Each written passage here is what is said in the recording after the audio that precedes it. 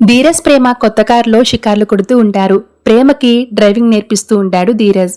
ఇప్పుడు నీకు డ్రైవింగ్ అవసరమా అని ధీరజ్ అనేసరికి, మనం నెల నెల ఈఎంఐ కట్టాలి కదరా, నీకు ఒంట్లో బాగోలేకపోయినా బ్రేక్ టైంలో నీతో పాటు నేను కూడా డ్రైవింగ్ చేస్తా, డబ్బుల్ని సేవ్ చేస్తా, పోలా ఈ ప్రేమ ఐడియా అదిరిపోలా అని అంటూ ఉంటుంది ప్రేమ. ఎక్స్ట్రాల్ పక్కన పెట్టి రోడ్డు మీద దృష్టి పెట్టి డ్రైవింగ్ చేయి అని అంటూ ఉంటాడు ధీరజ్. అయితే ప్రేమ ఎక్స్ట్రాల్కు పోయి యాక్సిడెంట్ చేయబోతూ ఉంటుంది. బ్రేక్ తొక్కవమంటే ఎక్సలేటర్ తొక్కుతావేంటే తింగరదానా అని ధీరజ్ తిట్టేసరికి, డ్రైవింగ్ నేర్పించే వంకతో నువ్వు నన్ను ఎక్కడెక్కడో తాకుతున్నావురా సచ్చినోడా, అందుకే కాన్సన్ట్రేషన్ చేయలేకపోతున్నా అని ప్రేమ అంటూ ఉంటుంది. ఇక మరోవైపు సాగర్ ఇంట్లో నుంచి వెళ్ళిపోవడానికి బట్టలు సర్దుకుంటూ ఉంటే నర్మదా వెళ్ళి ఆపే ప్రయత్నం చేస్తుంది.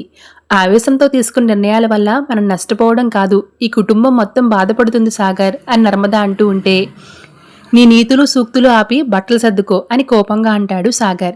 వీడికి ఎంత చెప్పినా అర్థం కావట్లేదు, ఎలా ఆపాలో అర్థం కావట్లేదు అంటూ వెంటనే ధీరజ్ ప్రేమాలకు ఫోన్ చేసి జరిగింది మొత్తం చెప్తుంది నర్మద.